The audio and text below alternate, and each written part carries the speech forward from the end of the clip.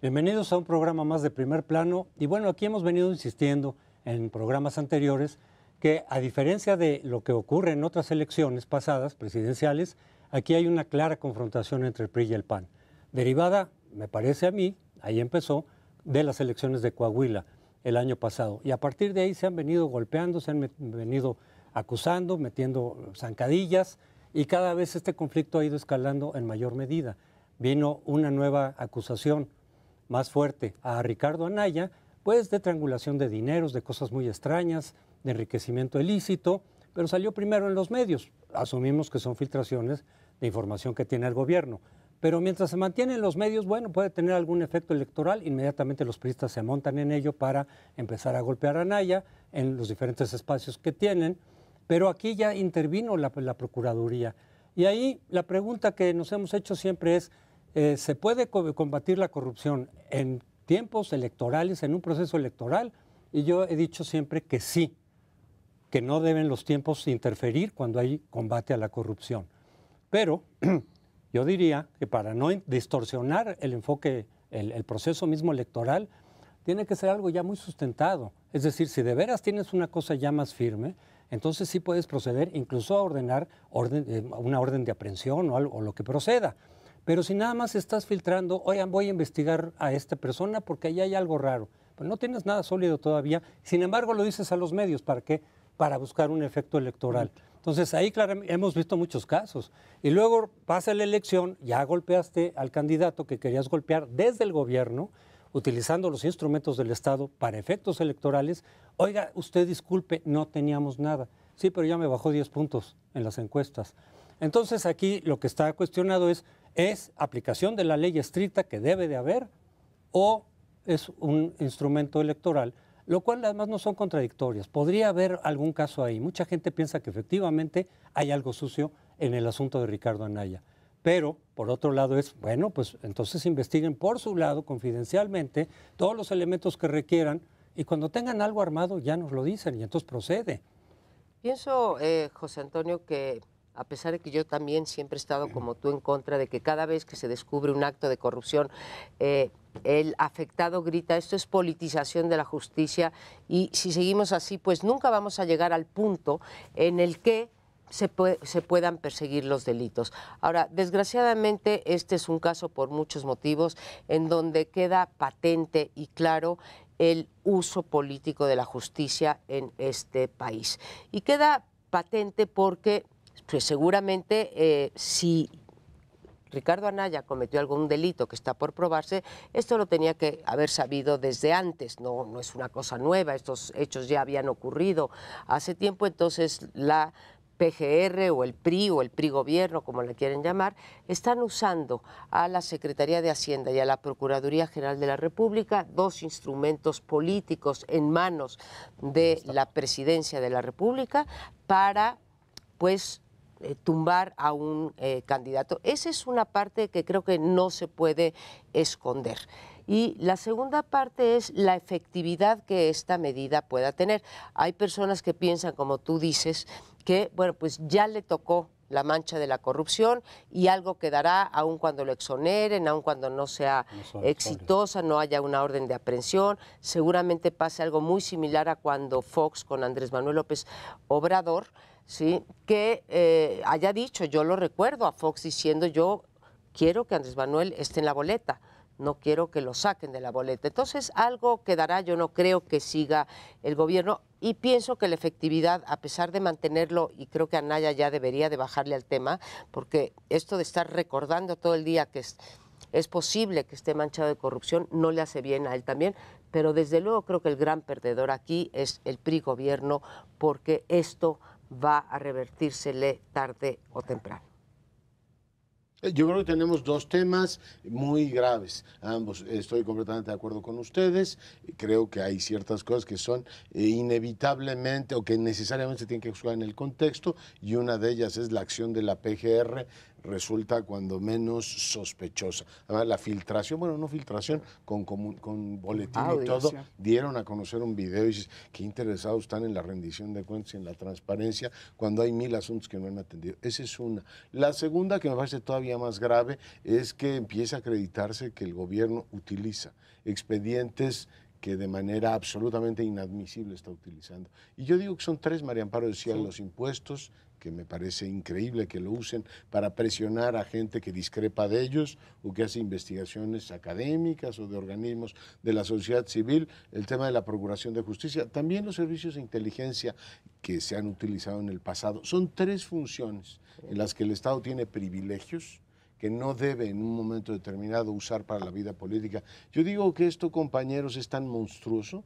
como si nos dijeran que en una campaña de vacunación no atendieran a ciertos niños porque sus papás votaron por otro partido político, o alguien llegara al sistema público y le dijeran de salud, a usted no lo puedo operar si no me enseña que votó por el PRI. O sea, esta monstruosidad que estoy diciendo, y que ojalá no se les ocurra, es lo mismo que utilizar la procuración de justicia, el tema de los impuestos y el tema de la inteligencia. Es decir, son funciones reservadas, una para garantizar la seguridad nacional, otra para que el erario público sea saludable y la otra es el monopolio de acusación, la representación de la sociedad para hacer el papelón que está haciendo la PGR aquí. Yo creo que eso desfonda moralmente un gobierno. Ojo con ese tema, y al procurador le sugeriría que leyeran el pentagrama de Comey.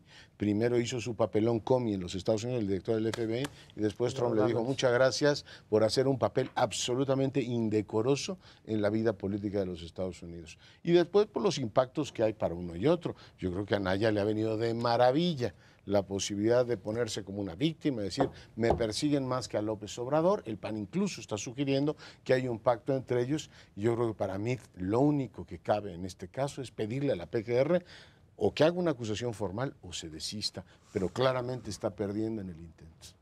Bueno, yo creo que es importante ubicar el momento que vivimos del proceso político que se ha llamado de intercampañas y que debe concluir el día 30 de este mes. Se supone que teóricamente, que este intervalo llamado intercampañas es un intervalo para discutir las cuestiones de fondo. ¿Cómo vamos a hacer crecer la economía? Cada partido, cada candidato, los independientes, ¿cómo vamos a lograr una educación de calidad, etcétera, etcétera? Se supone que era para eso. ¿Para qué lo están usando los partidos? Para denostarse unos a otros. Aquí hay una institución del Estado que se metió, sí, ¿no? Además, no solo el pleito entre los partidos. Sí, yo estoy de acuerdo en cómo lo plantearon ustedes, de que es conveniente, es indispensable, no conveniente, que cuando hay un delito grave y se tienen pruebas, que las tiene que tener el Ministerio Público, que es el único autorizado para investigar, obligado a investigar. Tiene que haber, en algunos casos, denuncia, otros son delitos que se persiguen de oficio. Pero el que tiene que hacer la primera acción pública es el que lanza una consignación, que es la Procuraduría. Pero la tiene que hacer ya con pruebas y pone en manos de un juez el asunto.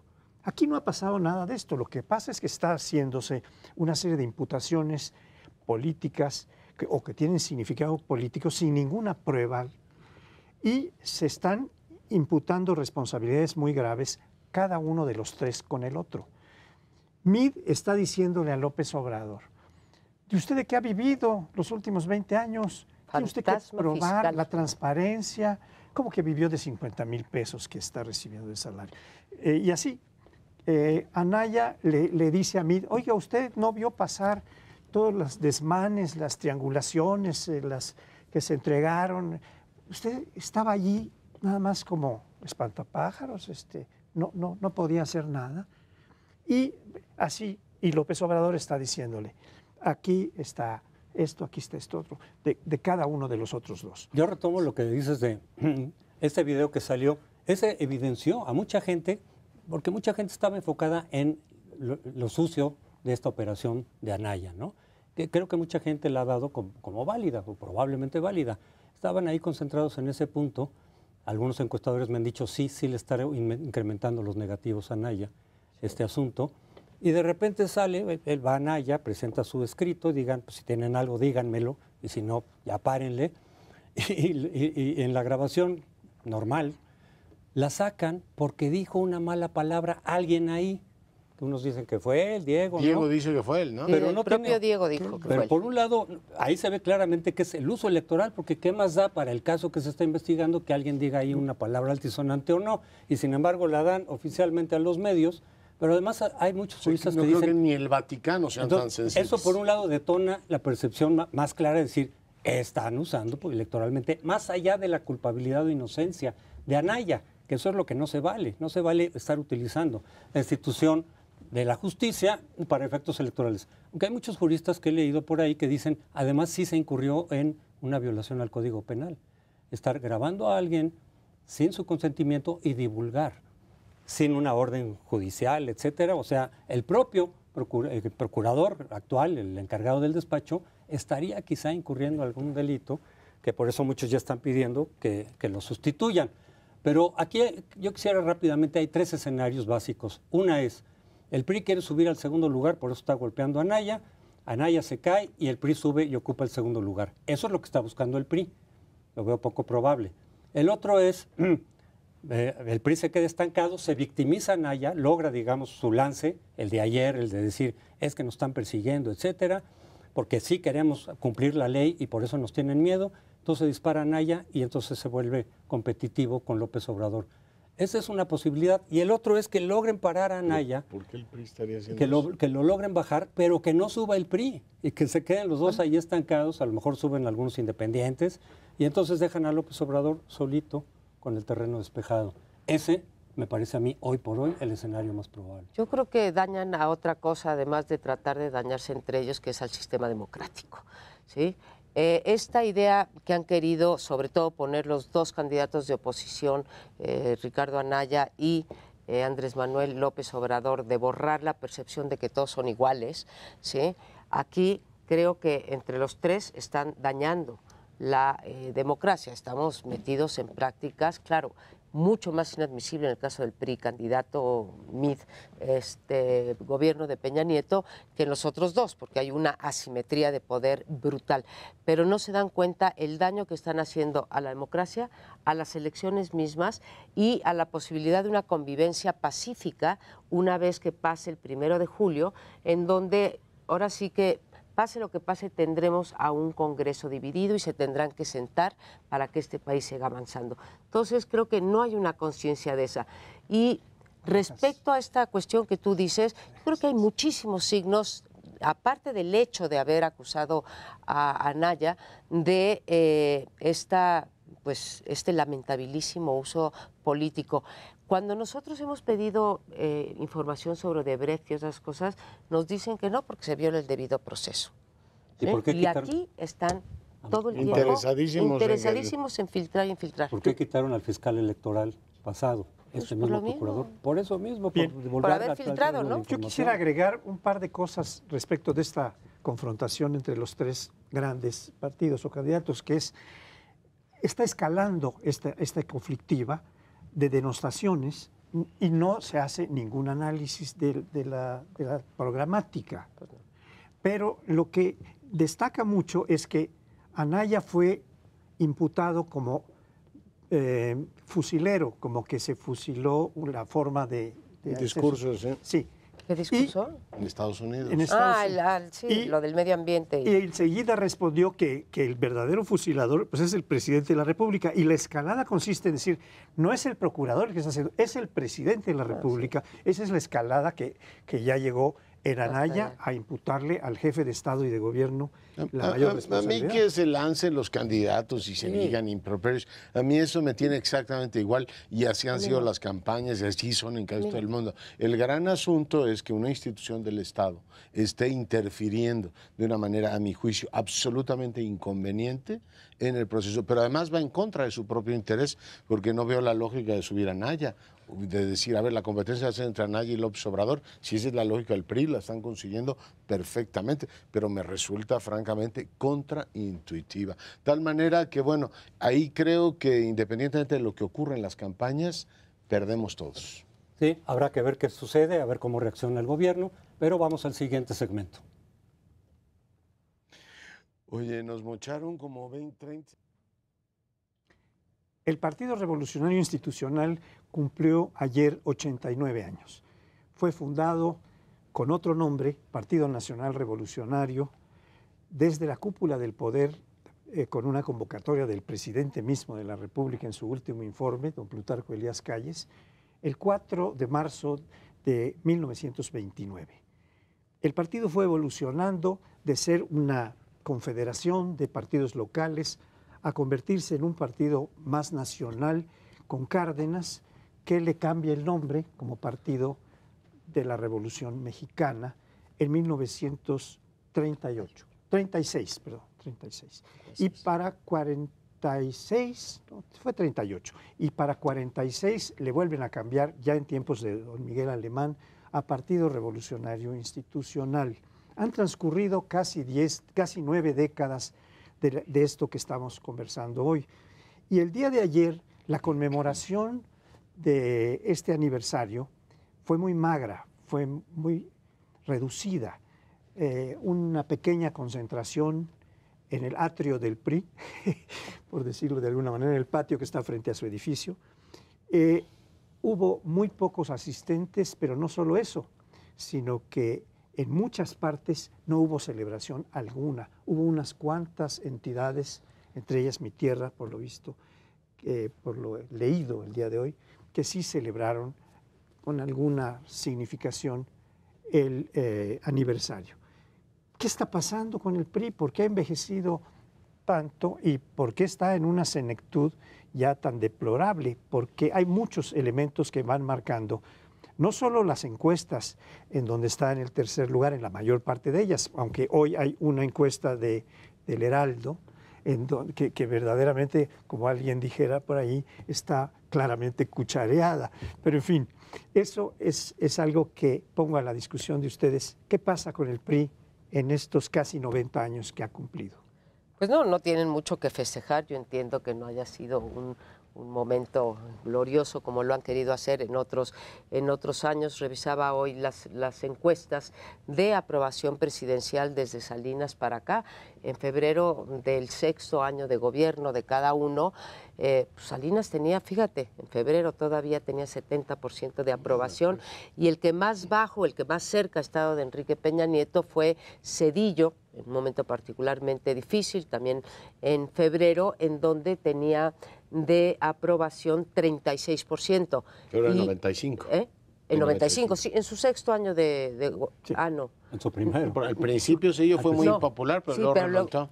Pero luego remontó y luego cae. En el 6º año de gobierno está, en febrero del 6º año de gobierno, está el más bajo, después de Enrique Peña Nieto, está en 36 puntos. Hoy Enrique Peña Nieto, que salió ayer la encuesta de Consulta Mitofsky, apunta nada más a 26 puntos, ¿no? Subió un poco de la medición pasada. Eso ya de por sí es un motivo para no celebrar. Segundo, por primera vez en toda su historia, que yo no creí vivir para verlo, tienen un candidato que no es de sus propias filas, emanado de sus propias filas, y pues quién sabe esto cómo esté cayendo al interior.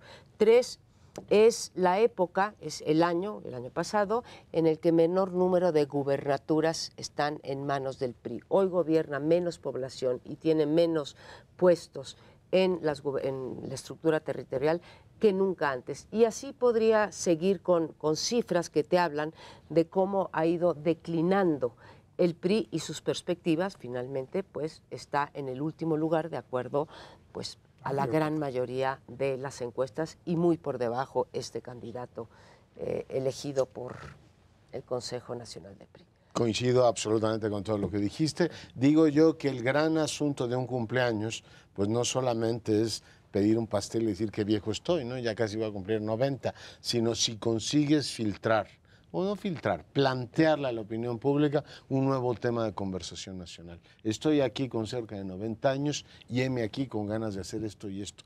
No fue nota. O sea, simple y llanamente, ni hubo el discurso, siguen todavía suspirando por el de Colosio, que si ese fue el punto de ruptura o no.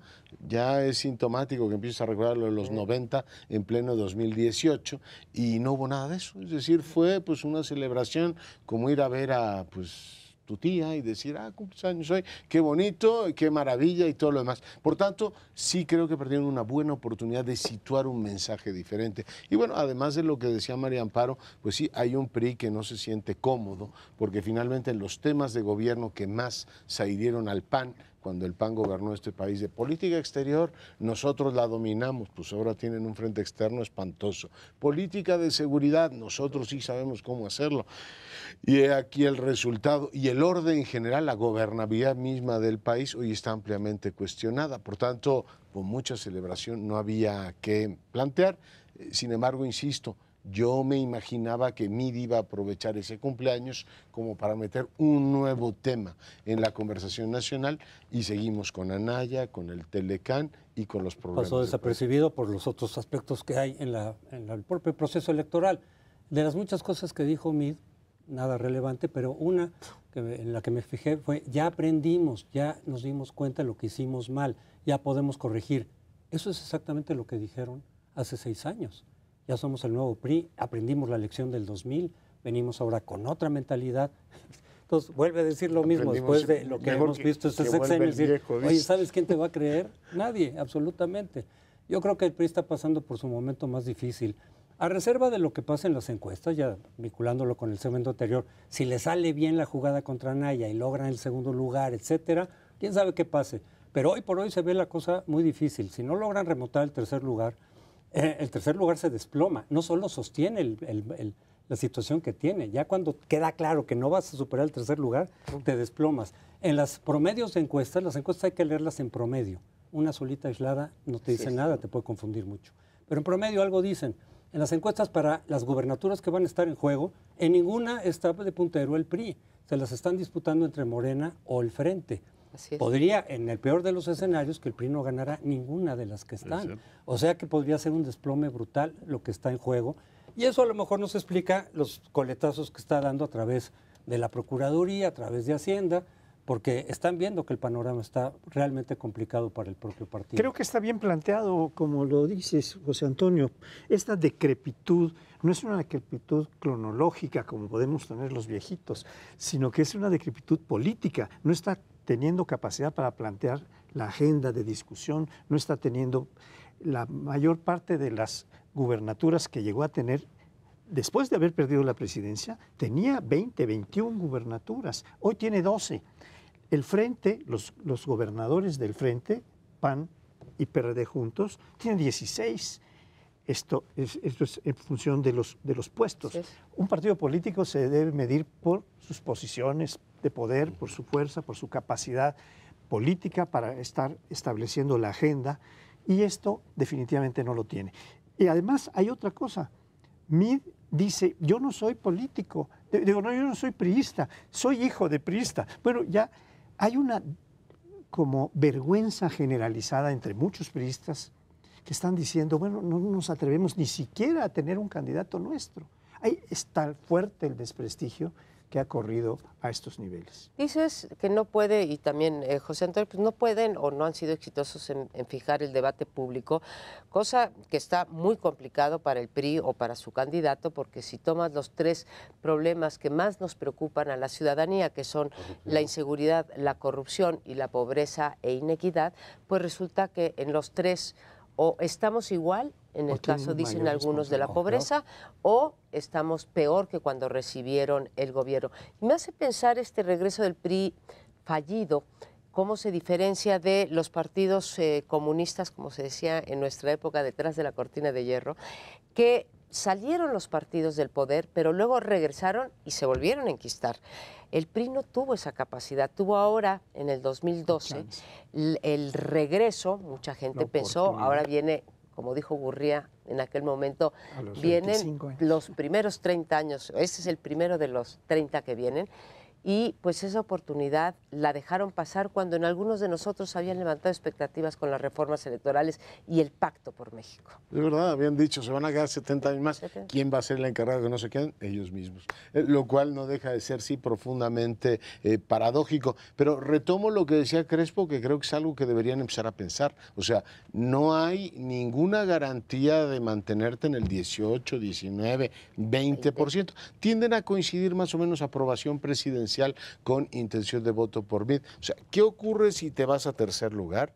¿Y qué ocurre si efectivamente empiezas a ver el mapa de las entidades donde va a haber elecciones? Entiendo que son competitivos nada más en Yucatán, o sea, y en segundo lugar, eso, son competitivos. Sí. En Chiapas ya se pelearon, aquí en la capital van con candidatos separados, y no sigo porque son 9 entidades, pero sí, la posibilidad de que una buena parte de esos votantes digan, oiga, pues aquí el tema es si va a gobernar Anaya o va a gobernar Andrés Manuel López Obrador, que eso se mueva al Congreso. Entonces tendríamos, o sea, que ese voto se vaya también al Congreso, podríamos encontrarnos con que la, digamos, elección de tercios pasa a ser una elección parejera con la posibilidad de tener un presidente mayoritario. Y ahí tienes incertidumbre política, quién va a ser el próximo presidente de México, pero también incertidumbre institucional. Los presidentes mayoritarios, es una paradoja extraordinaria en México, han sido peores que los presidentes minoritarios. A Peña le fue mucho mejor en su primera parte, sus primeros 3 años, siendo minoritario, sin duda. Y cuando el pueblo le dijo mayoría absoluta para usted, presidente, empezó a declinar.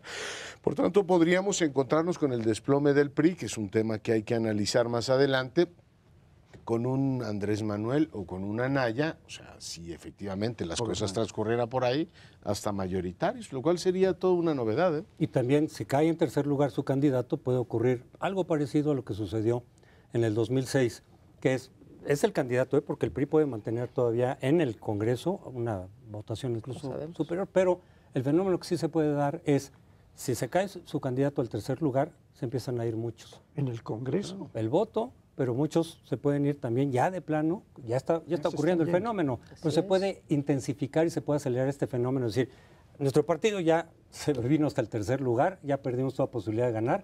¿A dónde nos vamos? Yo creo que deberían Pues, pensar ¿a dónde nos seriamente reciben? eso, ¿eh? ¿A dónde nos vamos y a dónde nos reciben? Yo no sé, y se los pregunto a ustedes cuál es su opinión, si el PRI, la cúpula del PRI, todavía tiene la posibilidad de manejar, de controlar a dónde se va su voto en caso de que José Antonio Meade no repunte. Y yo creo que ya no lo tiene. Así como se operó, o dicen que se operó hacia el PAN en las dos anteriores. Pero no fue cierto no fue tampoco, cierto. eso es muy mítico. Yo creo sé que que eso tú has dicho valía que no, pero la pena También Crespo. para No, sí, rematar Crespo. esto. Eso se dijo, y Crespo lo estudió boleta Sí, por sí. boleta, o todas las que se abrieron. Y la mitad o una parte muy importante de los votos fue para López Obrador y otra parte fue para Calderón. No es cierto que el tercer... Lo que sí es cierto es esto que está diciendo Leonardo, que perdieron en el 2006 bajaron a 100 diputados cuando nunca habían tenido menos de 200. Eso puede volver a pasar. Pero nos gobernaron vamos- como si fuera primera fuerza, ¿eh? No se nos Pero- olvide que porque el cuando PRD fueran sí, Pero nos tercera... tenemos que ir, estamos ya enfrente del corte. Nos vemos en un par de minutos. Bueno, y parte del proceso electoral es también el Tratado de Libre Comercio de América del Norte. Y digo porque las calificadoras, las casas de bolsas, los bancos en términos generales, los organismos internacionales, dicen que uno de los grandes incertidumbres para el México del 2018, la segunda mitad del 2018 serán las elecciones y la otra el Tratado de Libre Comercio. Pues termina la séptima ronda del Tratado de Libre Comercio y pues termina con signos bastante ominosos. Se trataban 3 puntos que son 3 puntos centrales, pues tanto que podríamos decir que en las otras rondas pues fue saliendo, pues no sé, la paja, a lo mejor estoy exagerando, pero vaya, no salieron las 3 cuestiones centrales, que es resolución de controversias, las reglas de origen, o sea, qué tanto de las mercancías, qué tanto de lo que, de los insumos de las mercancías viene de cada país, y finalmente lo que se conoce como la cláusula sunset o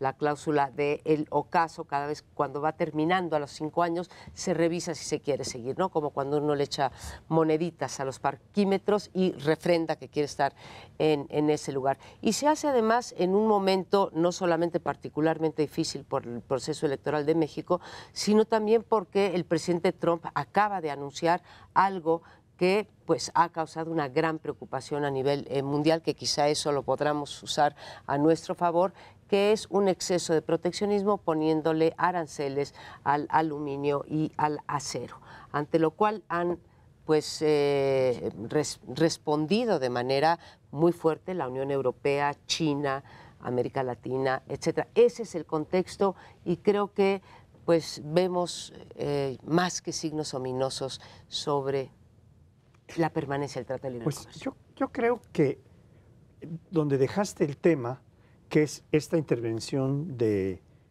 Trump, que está anunciando que va a poner tasas de interés muy alto para diversos aranceles, ¿no? Aranceles, que son una especie de impuesto que frena el comercio o que lo hace más reducido. Esto vino a caer como un balde de agua fría en lo que ya de por sí no era muy caliente, estaba ya muy entibiecido, ya estaba muy frío el proceso de negociación del TLC, que va en su séptima ronda y que cuando está terminando esta ronda viene el golpe de Trump y dice, oigan, pues, ¿para qué hacer? Eso es casi decir, no está diciendo ya me levanté, pero está diciendo, y además está declarando la guerra a Europa entera, a China, y dice las guerras son buenas mientras sean guerras comerciales o ¿verdad? Mercantiles. ¿Y quién puede pensar que una guerra en cualquier terreno es buena? Pues es difícil, pero para el TLC es como una especie de te dé un... Yo veo tres problemones. Uno, irónicamente digo, pues la izquierda debe estar feliz, ¿no? Tanto les gusta decir que el consenso de Washington rompió las economías de estos países. El consenso de Washington está rompiendo. Y lo está rompiendo la derecha más radical y reaccionaria de los Estados Unidos, que era pues eso de economías abiertas. Él dice, señores, nada de economías abiertas, el libre comercio no sirve para nada. Subrayo. Es una ironía para la izquierda que la pócima que ellos tanto nos proponían la esté dando Donald Trump. Lo segundo es que pues, es un lenguaje de principios del siglo pasado. Parece no el presidente de los Estados Unidos hablando, sino el Kaiser de Alemania declarándole la guerra a Francia. Porque el argumento de los aranceles se dio en nombre de la seguridad nacional de los Estados Unidos. No una cuestión menor. Y yo le recuerdo, por supuesto, a nuestro auditorio que las guerras se han llevado precisamente por eso y la resolución histórica del conflicto europeo se dio cuando los europeos firmaron las comunidades para el acero y el carbón. Es decir, la producción de energía y el acero no las puede utilizar un Estado nacional en contra del otro, porque este es el fundamento de la guerra y del conflicto. Por tanto, este hombre nos regresa 60 años en la historia del planeta y desde la primera potencia la primera potencia económica dice, señores, aranceles al acero, en contra de nuestros socios comerciales. Canadá pone el grito en el cielo. Bueno, debo decir que hasta Paul Ryan puso el grito en el cielo, ahora en los Estados Unidos, y México dice, o sea, me pones aranceles a mí cuando estoy negociando contigo el Tratado de Libre Comercio y además dices que es por tu seguridad nacional. El último comentario que hago es, pues la industria, digamos, automotriz, parece el monstruo de la película de Del Toro, por cierto, galardonado y lo felicito ampliamente. O sea, es un monstruo horrible, pero resulta que no tiene mucho vigor más que para lo que ya saben quienes han visto la película. Es decir, la industria automotriz, que sería la afectada por esos aranceles y que es la más beneficiada por el Telecán, se ha dedicado a navegar entre dos mares. Yo creo que es absolutamente ominoso y termino recordando el estudio que Moody's hizo público hace algunos días, que empezamos a comentar la semana pasada aquí en el primer plano. Una no aprobación, un no anuncio de un Telecán negociado podría llevar a que la moneda mexicana se devaluara. O sea, la incertidumbre que esto generaría sería terrible.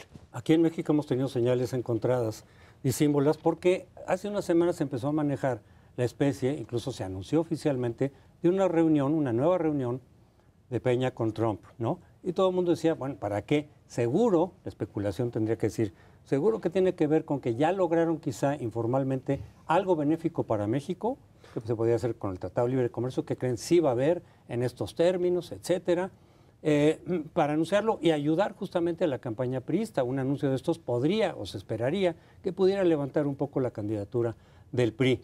Esa era la especulación, porque de lo contrario, nada más reunirse por reunirse, iba a evocar la invitación de hace 2 años, del 16 de Trump, que fue bastante mala políticamente, muy dañina políticamente. Entonces, no, si se van a reunir es porque algo van a anunciar benéfico para México, con vistas a a que levante la campaña. Ya deben haber convencido a Trump que no le conviene que el PRI pierda o que gane López Obrador, por muchas razones. Entonces, que nos eche una ayudadita, por ejemplo, con el Tratado de Libre Comercio. Bueno, eso era especulación. O algo pasó, si es que por ahí iba, o se dieron cuenta que la pura reunión, sin nada que ofrecer a cambio, iba a ser más perjudicial. De tal manera que dijeron, no, es que se puso necio Trump porque insiste en lo del muro. A lo mejor querían convencerlo, que dijera, ok, el muro no lo va a pagar México, lo que siempre ha estado insistiendo. Que total ya no hubo esta reunión y tampoco el efecto electoral que se supone estaban buscando por ese lado.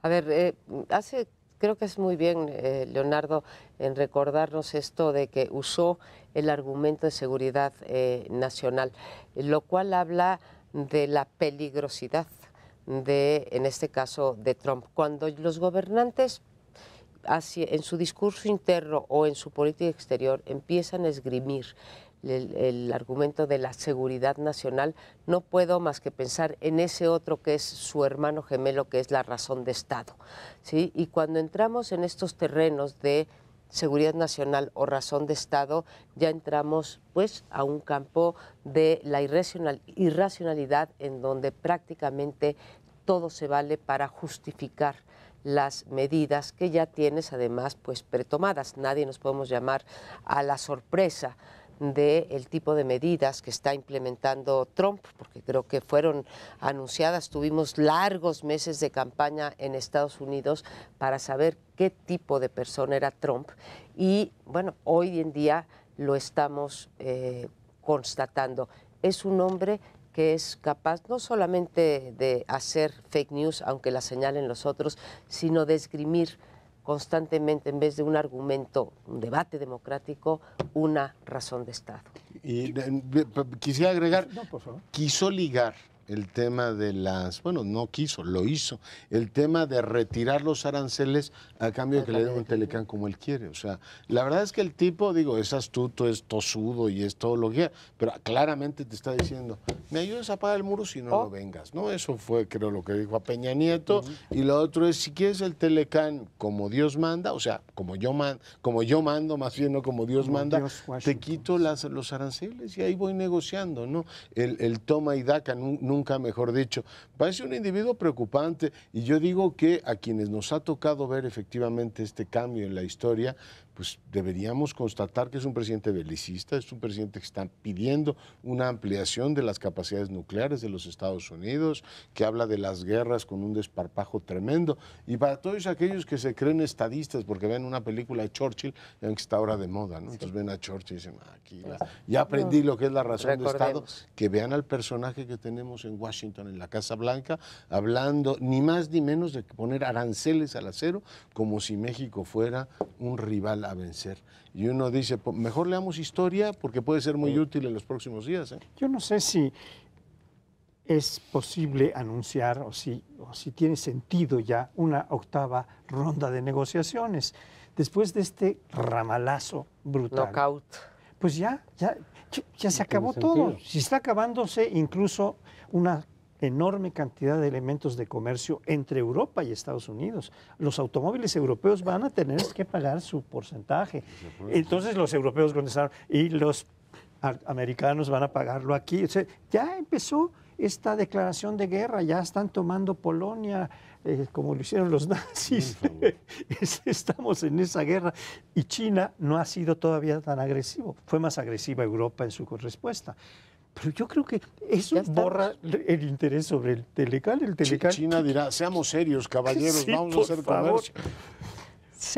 Yo creo que lo que sí queda claro es que esa expectativa de que se resolviera el tratado antes de la elección, que resolviera más o menos favorablemente para México, que se mantuviera lo que teníamos, eso ya no. Va a pasar a cualquier gobierno que sea el que gane, y ahí, quién sabe, partir de cero en las negociaciones otra vez, y quizá con una perspectiva distinta dependiendo de quién gane aquí. O sea, queda, digamos, en el limbo. ¿Y se acuerdan cuando ¿se acuerdan cuando decíamos que a México le convenía en realidad, aunque en México creo que la mayor parte de los mexicanos somos más demócratas que republicanos, pero se decía que en términos del comercio siempre nos iba mejor con los republicanos porque no eran tan proteccionistas como los demócratas? Pues esa certeza quedó atrás. Bueno, yo me quedo con una pregunta, si tenemos 10 segundos. El gobierno mexicano dijo que iba a negociar en paquete la relación con Estados Unidos. Se supone que donde íbamos fuertes era en lo comercial. Si ya nos batearon en lo comercial, yo no sé qué vamos a decir con lo de seguridad y mercados laborales. Lo dejo como pregunta. Pues te la contesto, no, y nos vamos a un corte, Leonardo. Italia es un país políticamente muy interesante y tuvo elecciones el día de ayer. Pero no vamos a hablar del detalle de la política italiana, sino de las lecciones que ese proceso nos deja al resto de los países, concretamente a nosotros. A ver, lo que ha venido ocurriendo es una crisis del partido que gobernó muchísimos años Italia, incluso pues en algún momento se le comparó con el PRI por aquello de que era un gobierno que era sometido a elecciones, pero siempre ganaba, la democracia cristiana con distintas, digamos, variantes, incluso se les llamó democracias diferentes en su momento. Aquello se colapsó y se colapsó por la corrupción brutal del sistema de partidos y quedó un polo de una izquierda postcomunista que durante muchos años le dio gobernabilidad a Italia y algunas ramificaciones entre una extrema derecha y un partido regionalista que ha defendido desde hace muchos años, la Liga Nord, la separación de Italia, un poco imagen y semejanza de lo que los catalanes quieren en España. Pero lo que hemos tenido en los últimos años es la aparición de un partido antisistema encabezado por un cómico, igual que el presidente que gobierna Guatemala, que se le ocurrió que hacerse el chistoso diciendo que los políticos eran lo peor y que probablemente lo sean, empezó a ganar popularidad y empezó a estructurarse como partido. Y hete aquí la paradoja que ahora está a punto de formar gobierno. Eso para los antisistemas debe ser algo terrible cuando les digan, señores, pues ahora usted el más votado, ahora usted mandar nación, como diría el jefe indio, y lo van a tener que hacer. Es, por supuesto, muy llamativo que el sistema de partidos, si uno revisa las democracias occidentales, se va rompiendo, se va fracturando de una manera terrible. Tú terminabas con la ironía de los republicanos, que quedaron desfondados por el liderazgo Trump. Si uno va a España, ves que la, digamos, gobernabilidad, el bipartidismo del PP-PSOE se rompió con Ciudadanos y Podemos, y ahora tienes una Italia en donde los dos partidos más votados son, en primer lugar, el movimiento 5 Estrellas, o Grillini, como los llaman ahí, los hijos de Beppe Grillo. Después viene la Liga Norte, que pasa, un partido cuasi fascista. Marine Le Pen dijo, estamos muy contentos con el resultado que tuvieron en Italia, del 4 al 16%. Después viene Silvio Berlusconi y la izquierda, el único partido tradicional que queda en el sistema italiano, se va a cuarto lugar, lo cual es pues particularmente interesante. Es un golpe a la Unión Europea. Italia es una de las 4 economías más importantes de la Unión Europea y ha ganado un partido antisistema en las elecciones y los secesionistas. Yo creo que en México deberían tomar nota, pues, candidatos y partidos que se siguen jugando a que las, digamos, representación partidocrática es para siempre, ni aún en Italia ha sido así. No hay nada similar todavía, lo cual no quiere decir que no lo vaya a ver. Digamos, tenemos el experimento de los independientes que ya te habla de haberle dado un toquecito al sistema de partidos. Algunos me podrían argumentar que Morena es un partido nuevo. Yo siempre he insistido que no es un partido nuevo, que es un partido que ya gobernó sin quitarle ningún mérito y sus éxitos electorales en el 2015, pero básicamente pues es el desprendimiento de otro partido y es un partido que se sigue beneficiando de la institucionalidad, aun cuando la critique, por un lado, se beneficia de ella y ha participado Andrés Manuel López Obrador, que es su amo y señor. Es la tercera vez que participa dentro del sistema de partidos sin llegar a una ruptura y no tenemos ningún otro experimento, los pocos que han querido surgir, pues no han tenido éxito como aglutinar para aglutinar al electorado, ¿no? Entonces, no estamos allí, pero sí tenemos, y hay que hacernos cargo de ello, un cambio brutal en el sistema de partidos en este país, en donde pasamos de un partido que tenía el 80% o el 90% de los votos y de los puestos de elección popular, luego a uno tripartita, digamos, y ahora aún no sabemos en qué vamos. Quizá, como tú decías en el bloque anterior, regresemos a un gobierno con mayoría y la pluralidad esa que se había logrado y que tenía, creo que era un equilibrio interesante, pues se esté rompiendo.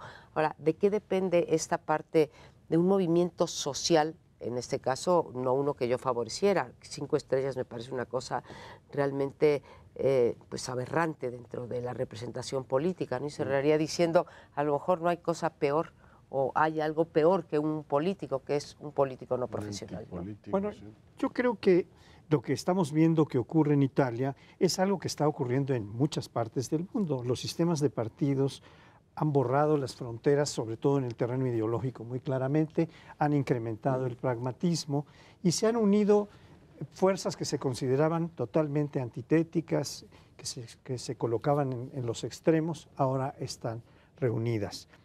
Y hay varios elementos que vale la pena reflexionar en función de México. México está viviendo ya no un sistema de partidos, sino un sistema de coaliciones. Esos son los dominantes, porque los independientes pues, representan algo marginal en las encuestas, en términos generales en las expectativas, y algunos que ni siquiera alcanzan el calificativo de marginal, como es el caso de Marichuy, que ni siquiera va a poder estar en la boleta.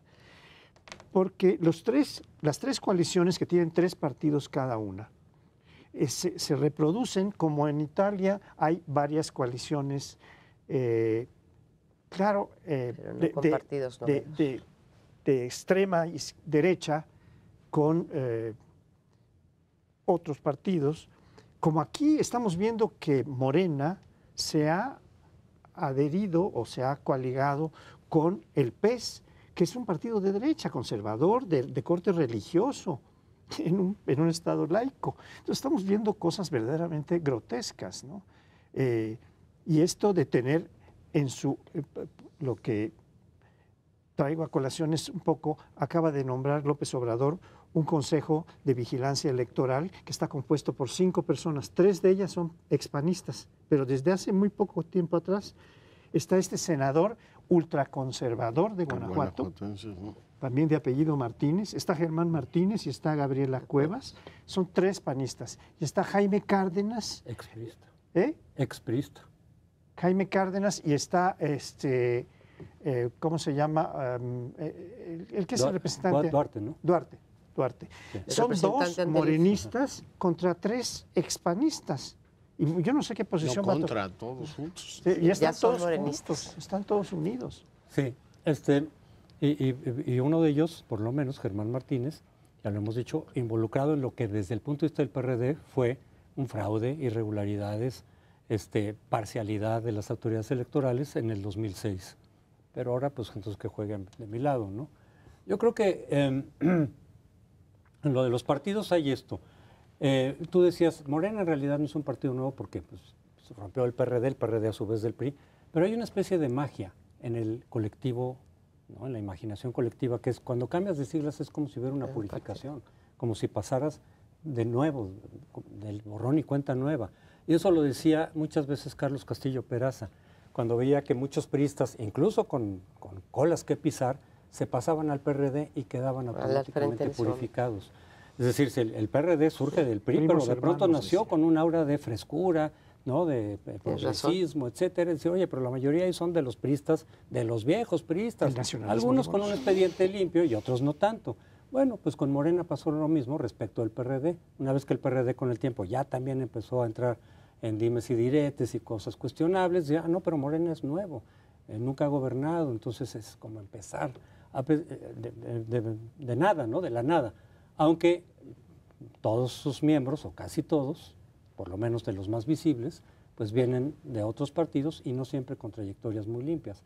Pero eso suele ocurrir y tiene un efecto en el electorado, como que se borra, digamos, las historias. Y yo creo que eso es bastante anémico, ¿no? Porque, digo, no hay duda, López Obrador gobernó esta ciudad hace 18 años, no es que sea ninguna novedad para nadie, con un discurso justiciero y, a mi juicio, desde el punto de vista de lo que es cohesión social, infecundo. O sea, porque no tenemos una ciudad mucho más justa que Monterrey, Guadalajara o Mérida. Es decir, aquí menos se corrupta. dieron becas, se dieron apoyos, se abrió la universidad a todo mundo y no es que tengas una ciudad muy diferente. Por tanto, esto de que es nuevo, pues Ricardo Monreal gobernó Zacatecas hace 20 años. O sea, realmente sí es llevar las cosas a una posición, es una decisión a mi juicio un poco bizantina, pero regreso a lo italiano y regreso a lo que para nosotros politólogos es relevante. El anti-establishment gana en todas partes. O sea, no hay manera de que digamos que eso no ocurra. Y a lo mejor Morena está haciendo un enorme servicio al país y a las democracias, diciendo, a ver, yo que soy un partido que ha gobernado y que tengo, digamos, vocación institucional, a pesar de que la critico mucho, canalizo toda esa inconformidad. Pero si la ruina de las democracias pasa efectivamente porque esos movimientos ejercen el gobierno y tienes a los Trumps, a los Jimmy Morales y a todo lo demás llegando al poder, yo digo que esto es solo cuestión de tiempo. O sea, no hay manera de creer que eso no nos va a pasar a nosotros en algún momento. Absolutamente cierto, pero digo, hasta el momento las coaliciones, como decía Paoli, ¿sí? Las coaliciones están formadas por partidos preestablecidos, ¿no? Pero es muy probable, yo estoy de acuerdo contigo, el antisistema tiene unas posibilidades enormes siempre de llegar al poder. La novedad de Morena puede ser vista como un reciclaje, es el nacionalismo revolucionario reciclado. Con alguna fachadita de algo nuevo, pero la mayor parte de las tesis vienen del nacionalismo. Ahí están los desafíos en los países más ricos del planeta, que por supuesto no podemos eludir, pero nos tenemos que ir. Muchísimas gracias por acompañarnos en un programa más de Primer Plano.